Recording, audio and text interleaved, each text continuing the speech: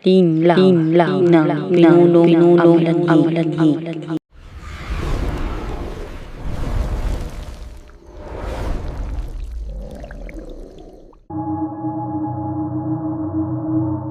Katapusan sa buwan ng Oktubre 2005, malapit na rin ang buwan ng Undas.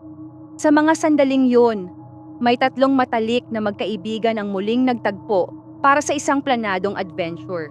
Si Badong, isang content creator na kilala sa Katinig ng Dilim na upload content niya sa Facebook at YouTube.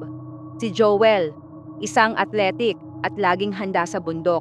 At si Thomas, ang pinakamahinahon sa grupo, pero may matalas na pakiramdam. Guys, may nakita akong lugar sa mapa. Hindi kilala at halos walang impormasyon sa Google. Perfect, di ba? Ani Badong habang hawak ang lumang mapa. Baka naman private property, sagot ni Thomas.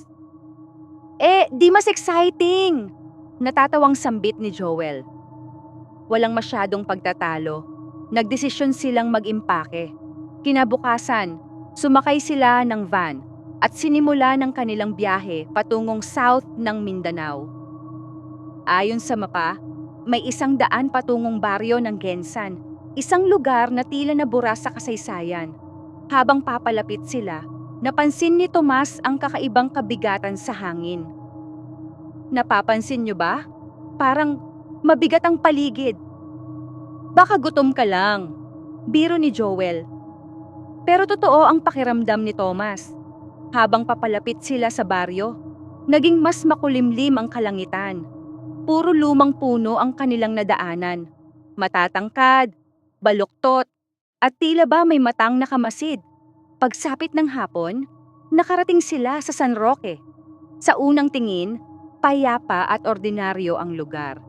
May mga matatandang nakaupo sa silong, mga batang naglalaro sa kalsada, at simpleng mga kubo. May isang batang lalaki ang lumapit sa kanila. "Mga bisita kayo?" tanong nito. Payat, maamo ang muka at may matang tila, maraming nalalaman. "Oo, magka-camping kami dito. Pwede ba?"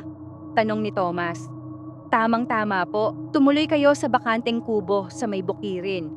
Safe doon," anang bata. "Ako nga pala si Elias." Nagpasalamat sila at sinundan ang direksyon ni Elias. Dinala sila sa isang kubong yari sa mga magagandang kahoy.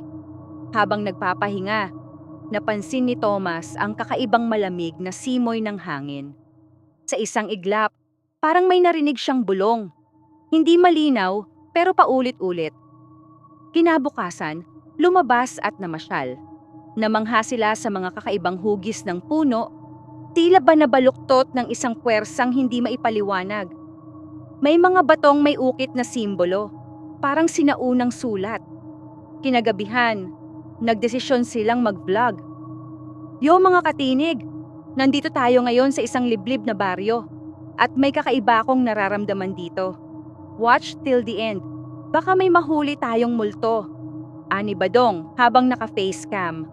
Ngunit bago pa nila matapos ang shooting, dumilim ang paligid, mas mabilis kaysa normal. Mula sa kakahuyan, may narinig silang sabay-sabay na pagaspas. At kasabay nito, ang kakaibang amoy ng nabubulok na parang patay na daga. "Mukhang may sunog?" tanong ni Thomas. Pero hindi amoy sunog, amoy laman. Sa isang iglap, may mga aninong dumaan sa gilid ng kanilang paningin. Matitipuno, baluktot ang katawan, at may mga pulang mata. "Sino yon?" sigaw ni Joel. Mabilis silang tumakbo pabalik sa kubo. Pero bago pa man sila makarating, may isa sa mga anino ang humarang. Ngunit biglang dumating si Elias. Dala ang isang patpat na may ukit. "Sumunod kayo sa akin! Bilis!" Sumuot sila sa masukal na damuhan habang sinusundan si Elias. Sa di kalayuan, may kuweba na may mga ilawang gawa sa lumot na naglalabas ng asul na liwanag. Dito sila dinala ng bata. "Dito muna kayo. Hindi kayo ligtas sa mga nilalang ng gabing ito," wika ni Elias. Hawak pa rin ang patpat na tila may buhay. "Ano ba talaga yon? Aswang ba yon?" tanong ni Badong. "Hindi basta aswang. Sila ang mga alamanhig, sagot ni Elias. Isang uri ng aswang na hindi na marunong mamatay. Kapag inalay na sa kanila ang isang kaluluwa, nadaragdagan ng kanilang lakas at hindi na lumilipas ang edad. Napatitig si Joel kay Elias. Bakit mo kami tinutulungan? Ngumiti lang ang bata. Dahil ayokong mangyari sa inyo ang sinapit ng aking pamilya. Habang nagpapahinga, nakaramdam si Tomas ng pagkahilo. Pagbangon niya, nakita niyang may kumikinang sa isang sulok ng kuweba. Isang maliit na kristal na tila sumasayaw sa hangin. Agad niya itong kinuha at iniabot kay Badong. Ano to? Tanong ni Badong.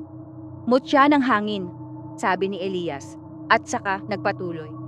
Iyan lamang ang makakatalo sa pinuno nila. Wala ni isa sa mga taga-baryo ang nakakuha sa mutyang yan dahil wala sa amin ang magiging tagapangalaga niya. Noon din ay sinundot ni Joel ang batang si Elias. Bata, bakit ang dami mong alam? Hindi umimik ang bata. Ngumisi lamang ito. Naputol ang kanilang usapan nang marinig nila ang mabibigat na yabag. At sa labas ng kuweba, may mga alamanhig na naglalakad. Tila naaamoy ang kanilang presensya. Dito na sila, bulong ni Elias. Handa na ba kayo? Tumango ang tatlo. Hinugot ni Tomas ang patalim na lagi niyang daladala, habang si Joel ay inilabas na rin ang baril na noon ay nakasuksok sa likuran niya. Si Badong, hawak ang mutya, ay nakaramdam ng kakaibang lakas. Tila bumalot ang lamig sa kanyang buong katawan at nagmamalas ng kakaibang lakas. Tumalas na rin ang kanyang pandinig maging ang paningin niya. Biglang sumugod ang isang alamanhig. Mabilis itong pinaputukan ni Joel, pero hindi nasakta ng halimaw. Umaling-awngaw ang nakapangingilabot na angil nito.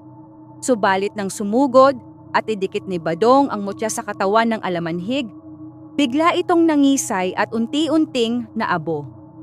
Ito lang pala ang makakapatay sa inyo, sigaw ni Badong. Nagsimula ang sagupaan.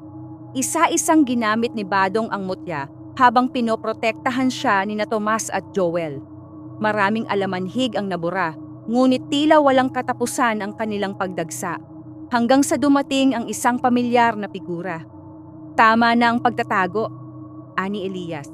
Ngunit ang boses ay nag-iba, mas malalim at nakakakilabot. Nang tumingin silang tatlo, nagulat sila sa kanilang nakita. Nagbago ang anyo ni Elias. Ang katawan niyang payat ay lumaki. Humaba din ang mga braso. At ang balat niya ay naging kulay abo. Naging pula din ang kulay ng mga mata niya. Ako ang tunay na pinuno ng mga alamanhig, bulalas niya. Kayo ang huling alay para sa aking lubos na kapangyarihan. Hindi makapaniwala ang tatlo. Si Elias, ang batang tumulong sa kanila, ay isa palang nilalang na mas malupit kaysa sa mga alamanhig na kanilang kalaban. Bakit mo kami dinala rito? Sigaw ni Joel. Tumawa ang halimaw. Para matupad ang hula. Tatlong kaluluwang malakas ang loob, handog sa Panginoon ng dilim. Umangat sa ere si Elias, habang ang lupa ay nagsimulang yumanig. Mula sa mga bitak sa lupa, lumabas ang mas marami pang alamanhig. Mas malalaki, mas mabilis, at mas mabangis. Hindi tayo aatras, sigaw ni Badong. Sumugod siya, sinaksak ang isa sa mga halimaw gamit ang kanyang itak. Ngunit isang suntok lang ay tumilapon siya. Badong, gamitin mo ang mutya, sigaw ni Joel. Pinikit ni Badong ang kanyang mga mata. Hinawakan niya ng mahigpit ang mutya. Biglang kumislap ito at bumalot sa kanya ang hangin. Para siyang sinapian ng lakas ng kalikasan. Umangat siya sa ere, kasabay ng bugso ng hangin. Isang sigaw ang pinakawalan ni Badong. Sa ngalan ng liwanag, pawiin ang dilim. Bumuga ng bugso ng hangin mula sa mutya na tumama sa katawan ng mga alamanhig. Isa-isa silang nagliyab at nagmistulang abo. Nagtulungan sina Joel at Tomas. Sinamantala ang kahinaan ng mga kalaban. Lumaban si Elias. Nagpalabas siya ng itim na apoy.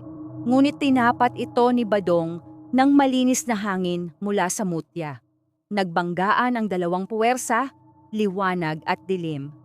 Hindi mo kami matatalo, sigaw ni Badong.